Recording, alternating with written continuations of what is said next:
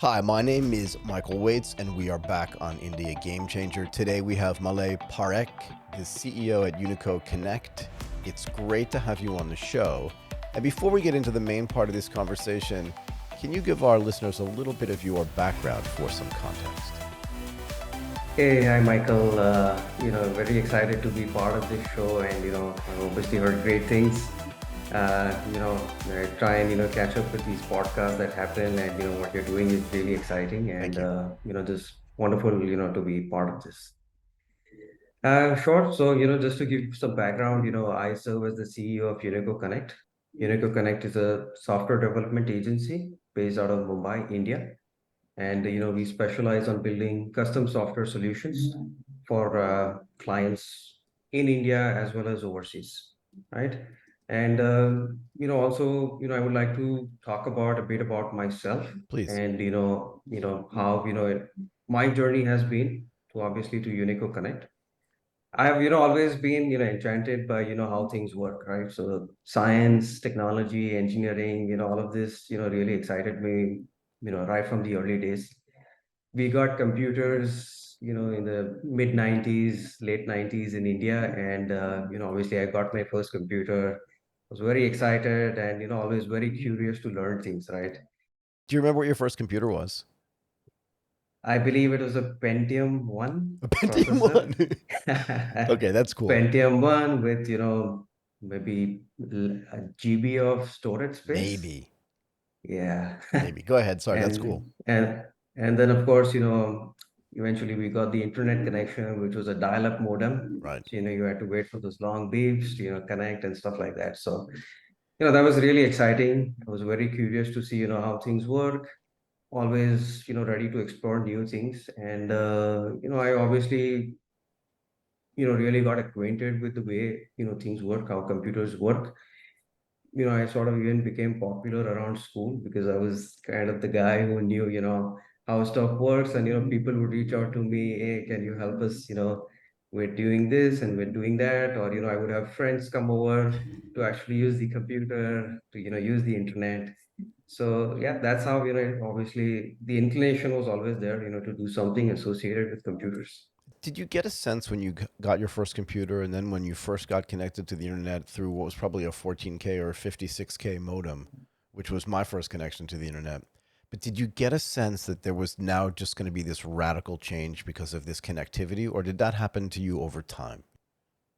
Obviously realize that in hindsight, we obviously got familiar with the internet. We had the ability to actually get information, access to information, right? Where obviously prior to this, the only means were that, we spoke to people, Right. had, publications, media, and, getting that sort of, getting it that way.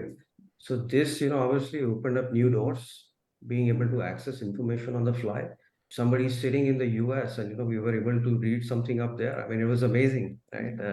To have access like that on the fly. So how obviously this could what this could transcend into, we obviously didn't realize that at that point of time, but I think it was really amazing of what we were able to do at that point of time. Yeah. I mean, I remember when I had this 56K modem, and then I started working at Morgan Stanley, and I started supporting a floor of like 100 Sun workstations. And one of the things we wanted to do was give our traders connectivity from home. We gave them two 64K ISDN lines, and it felt like we'd entered the future. It was so fast, right? We gave them Sun workstations at home, and once I saw that, my whole perspective on where like the internet was going and where connectivity was going changed. But like you said, I couldn't have imagined today where Right. just the equipment that you and I have today is like what Morgan Stanley probably had in their entire building when I first joined in 1987, right? And it's just like one or two Yeah. machines. It's just been amazing. Anyway, tell me more about your journey. Right. So that was amazing, I mean, and then of course we had mobile phones that came in, right?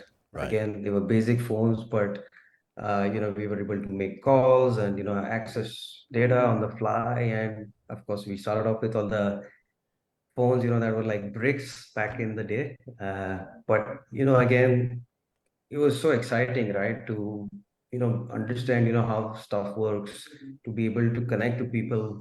And then, of course, gradually, we had these smartphones that came in, right, which allowed people to do, a lot more than just simply making calls, access their emails, get work done. Yeah, Do you remember? I think it was at Macworld, right, where Steve Jobs gave the presentation to the iPhone. Do you remember watching that?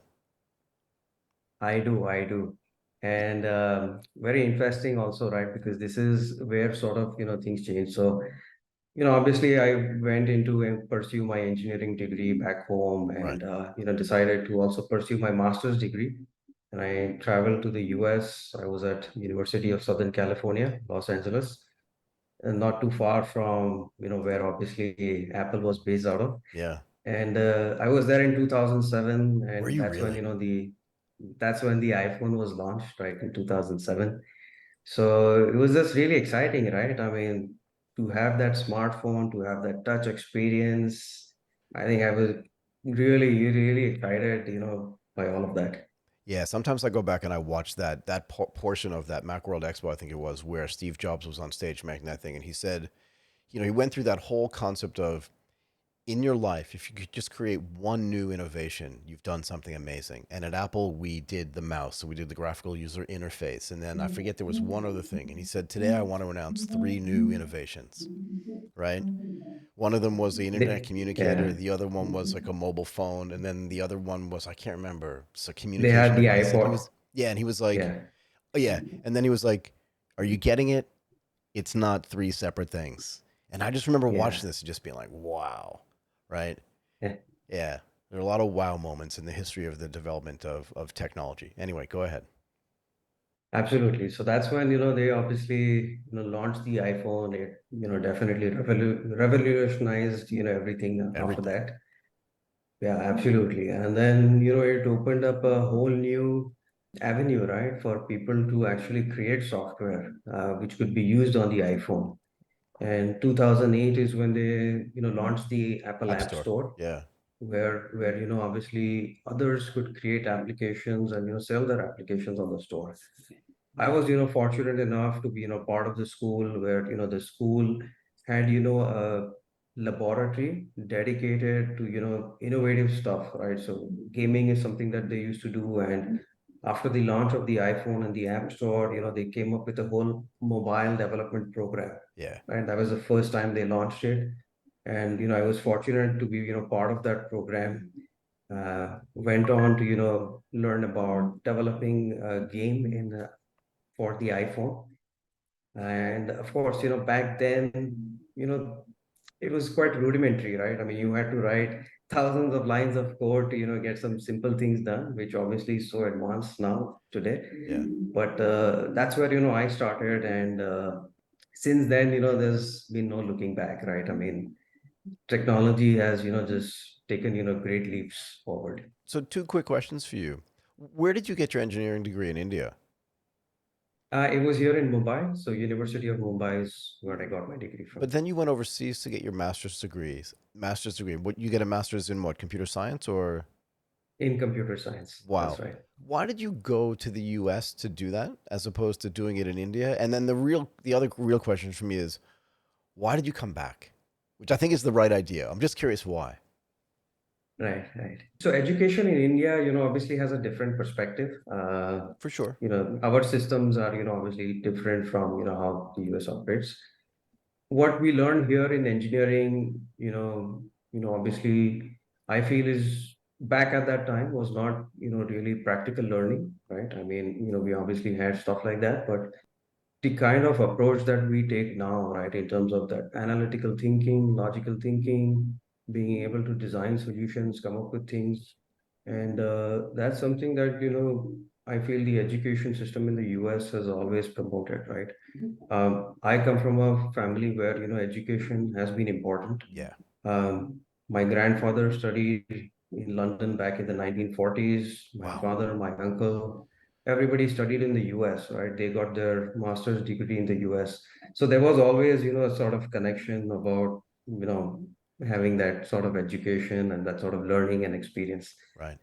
So I, was also keen on, obviously pursuing this further, trying to, focus or narrow down and specialize in, one particular area of engineering, right? And that's how, sort of computer science and pursuing master's degree Yeah. in the US is, how that decision came about. Well, I mean, USC is an incredible place to go, and going to university in California, particularly when you were there, was just insanely great, right? So, a killer Right. experience. But I'm always interested in why the diaspora comes home, right? I've been living outside of the United States since I was 24 years old. So I never went home. And that's why I always like to know why. Right. Uh, I think that also has to do with upbringing and, the family traditions and values and those sort of things, right? And my mind was always pretty set that, I want to go there, I want to study, I also want to probably work for a bit, get that sort of exposure and experience. Right.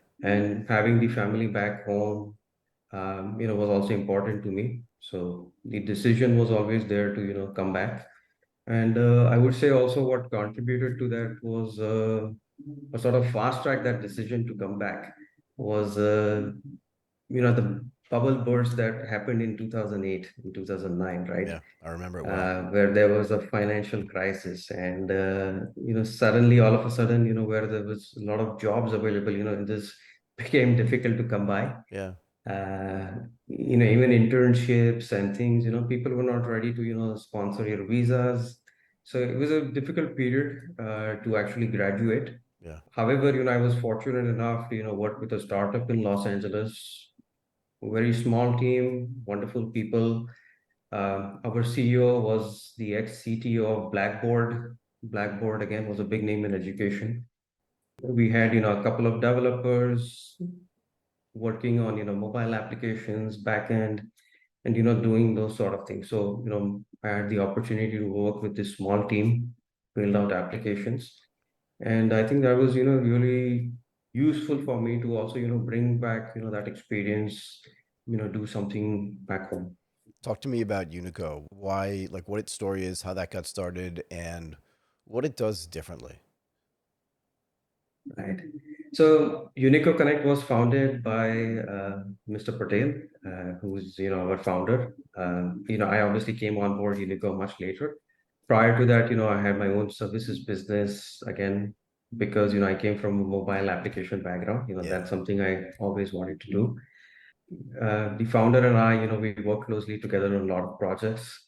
And Unico was, at a point where, obviously they were looking to, take things to the next level. Having this working relationship with the founder, we thought, there were a lot of synergy between us, and it made sense for us to, actually join hands and, take on this journey of, taking things to the next level, right? So that's how I sort of came on board. I want to get to artificial intelligence in a bit because I really want to dig deeply into this, right? But before we get there, I've always been a bit of a no code, low code skeptic. But if you're using it Mhm. internally, right? So for developers to use it, that's a different story. So can you tell me why it's so significant? Where is the best use case for it? And then you can move into how all this stuff, including artificial intelligence, isn't just good for like LLMs, but actually drives real business growth. Absolutely. So I would like to, just mention about our first interaction with low code, no code, Please. right? Yeah. That was back in 2021. Okay. We had a chance to interact with, one of the low code platforms called Zano. We met with the founding team, they told us about what the platform does.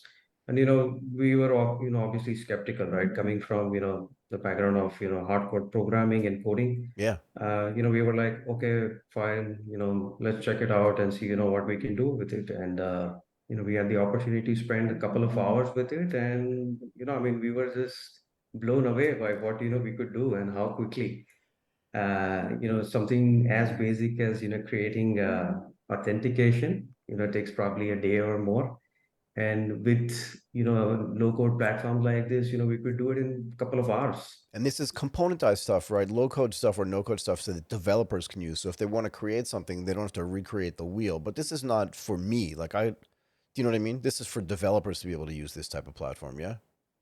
Yeah, so I think that's where the difference sort of comes in, right? I mean, while low code no code is accessible to everybody, having that development background and experience becomes important, right? Absolutely. Because how you create your solutions, how you build it in the best way for the system to, operate effectively, that experience becomes important. Yeah.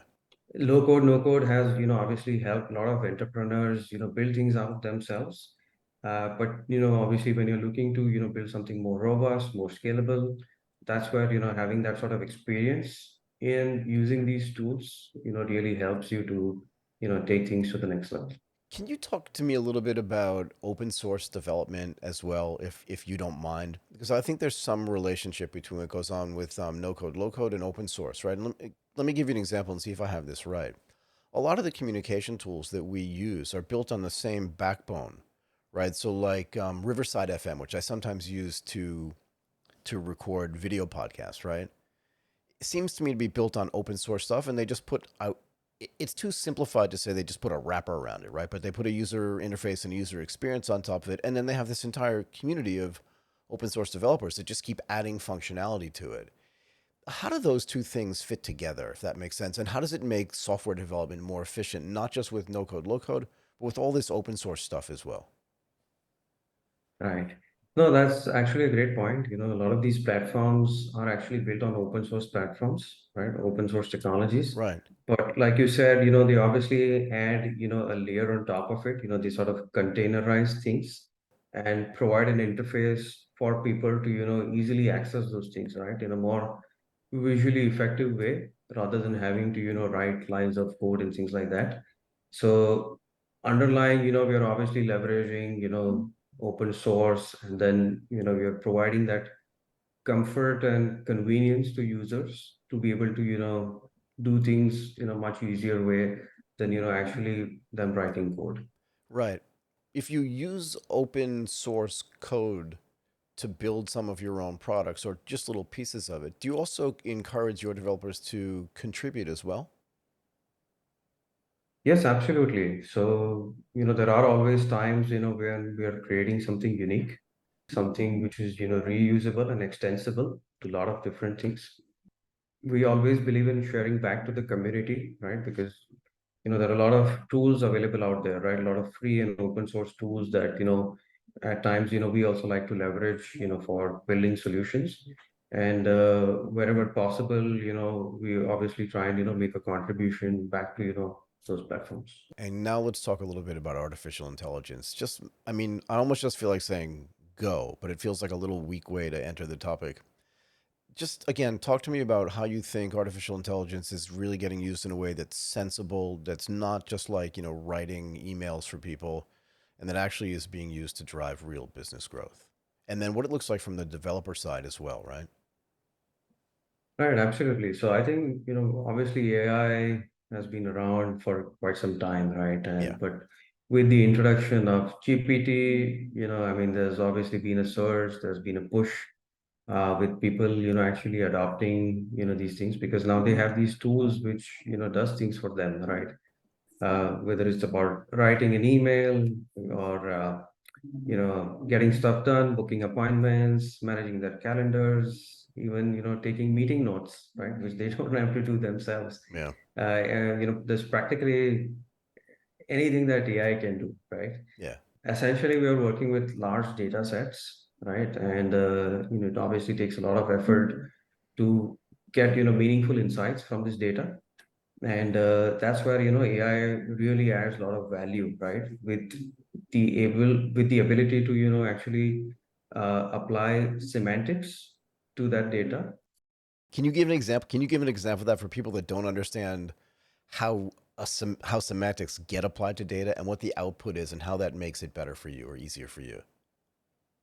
Sure, sure, absolutely. So it's pretty simple, right? I mean, It for can't be that example, if simple. you're Go ahead.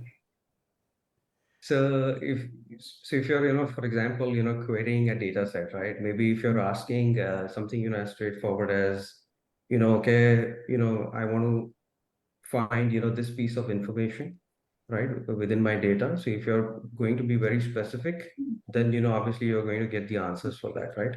But if you're going to ask it in a different way, right, as we humans would converse, right? Okay, what is this supposed to mean? Or how do I do something like this, right? The data set is not going to understand, right, or be Right. able to translate your query and relate it with the actual information is there. Yeah. That's where, semantics comes in, right? Where your actual natural language query is translated into something that, the data can be related to, and you're getting a response based on that query. So being able to, connect that is where, obviously AI is doing, a fantastic job. So can you use artificial intelligence to go back and forth between your data set, use the semantics that get created, and then use those insights to then go back into the data to get better insights? Yes, absolutely. And we, in fact, are building some solutions for customers, in the education space, in the pharmaceutical space. With the pharmaceutical space, right, it's an enterprise, customer who has, large volumes of data. For They sure. have multiple teams, a lot of different people who, rely on getting that information and insights to, take actionable decisions. And for them, to be able to, ask something as simple as, what product has done well in the past 3 months, Right. right? A simple query like that, it spits out information with, all the top items that I've done with, all the metrics and things for them to, actually make a decision. Okay, what's working well, what's not working well, right? As simple as that. Being able to do that, so easily, so, quickly is where, AI is actually providing true value. Yeah, it must be. As a software development company, right, you always want to be innovating, helping your clients innovate. And there's this constant stream of, you can call it emerging technologies, new technologies. You can pick whatever word you want. But you can always end up at some point chasing your tail, right? Because if someone says, there's this shiny new blockchain thing over here, is there shiny new AI thing over here? How do you stay up to date but just try to ensure that you're using the right technology for the right product as opposed to just kind of jam something in? Do you know what I mean? Like if we were having this conversation, I'd say 4 or 5 years ago, we couldn't finish it without talking about blockchain. And today I don't feel like talking about it at all to a certain extent, right? But I don't feel like the artificial intelligence conversation is something that we're not going to be having in 5 years. I believe strongly that AI is the future of software development and software platforms. Like that's something I've spent a lot of time thinking about. How do you make a decision internally when all this new tech is happening that, you know what, this is actually going to be significant and we need to know how to do this better than anybody? So I think it's about, obviously staying up to date on, what is happening, right? What are the new standards? What are the new technologies that are being introduced? Blockchain, obviously, a few years back, when it came, there was a buzzword. And same was the case with, augmented reality, VR and, Yeah. stuff like that, right? And, obviously you as a software developer, you obviously want to get your hands dirty, experience those things, see, how it works, what are the kind of things you can achieve with it. But, at the same time, it's also important to understand, what actually makes sense for a use case, right? What is actually relevant for a use case. Maybe, using blockchain for, a financial application, which, does, simple transactions and stuff might be an overkill, right? So it's about being able to assess, what is actually important for the use case, what you're trying to achieve, what the end goal is, you know, being pragmatic in, assessing all of these things to, make that decision. How do you make sure, and maybe it's even just about hiring, but how do you make sure that people understand that you want them to be as innovative and creative as possible at work? So that's something that, we've obviously learned over the years. As part of the team, we provide these sort of opportunities for people to come up with ideas, right? That's the kind of environment that we, promote within the team. We've got a VR headset in our office here. We've told people whenever you feel like, you can just put it on, you can play around, do stuff. And then, of course, we're also working on trying to, build something with VR ourselves. Right. So, obviously people, they need to understand, how technology works and, they need to be inclined to this kind of stuff. And that's the kind of mindset that we've come up with, right? Where we're always interested in learning how these things work and how these things function. And that's the kind of culture that we promote within the team, right? So we also have forums where we participate in community discussions, try and reach out to people, be part of webinars and things like that, where they're talking about innovation, different things. And then another important thing here is our learnings, right? Because what we've learned, the knowledge that we've gained, the domain experience, that how that sort of ties into with this technology, and how we can actually make things better, right? Provide innovative solutions, make things better in terms of reducing time, cost, do things more efficiently. It's like a complete cycle. Yeah. So yeah, we try and obviously ensure the team obviously understands all of those things. Do you have any sort of case study style examples that you want to share that would kind of give an overall view of all the things that we've already discussed? Absolutely. Go for it. So there is a school that we're working with, Okay. based out of Sacramento, and they are not a regular school. They are a charter school. And what I actually even recently learned that they are actually the second biggest charter school in California, right? And they cater to immigrant population, the people who relocated from Russia, Ukraine, Afghanistan, and places like this. And people who also had personal problems. They've been probably involved in some criminal offenses and these kind of things, right? People who don't have access to education. So what the school does is it tries and caters to this sort of population to help them obviously get educated, and be able to take up basic jobs in their community, Yeah. right? So that's what the school is trying to do.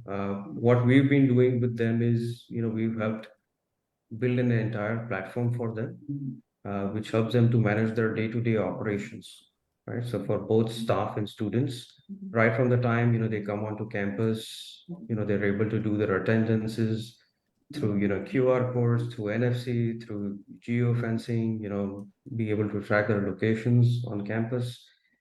For them to manage their tasks, to attend events that are happening on campus, Right. to be able to speak with staff and students, all of these activities, right? The day to day, everything is managed through this platform. Yeah.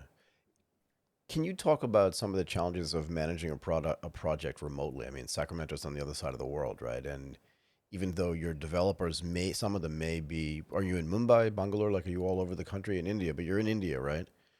How do you Yes, we are in manage that? Mumbai. How do you manage that with the making sure that you get the right quality, the right deliverables to the people that want to use this in California? That is one of the challenge, and I would like to just add here that in one of my previous experiences, right, Go where ahead.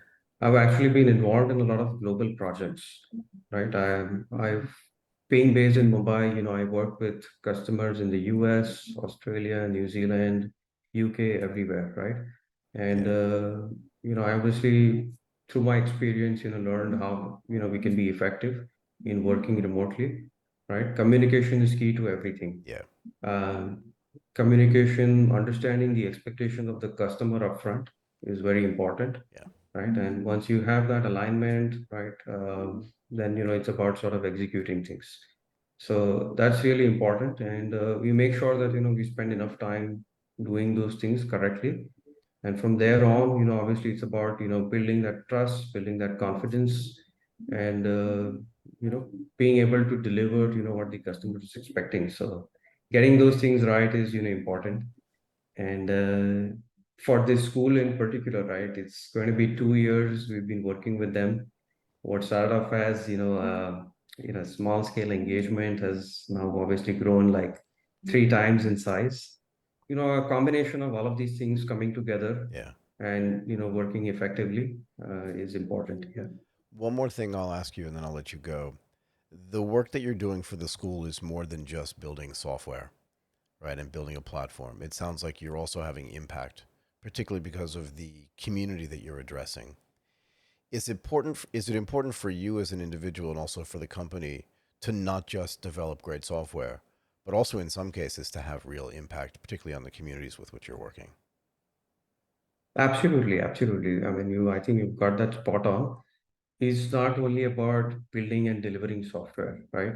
For us, it is about having, these partnerships where, we are building something really exciting and great. And at the same time, that is actually having an impact on people's lives, right? And the kind of feedback that we've had from the school, right? Because these guys, obviously come from difficult backgrounds, difficult situations, Yeah.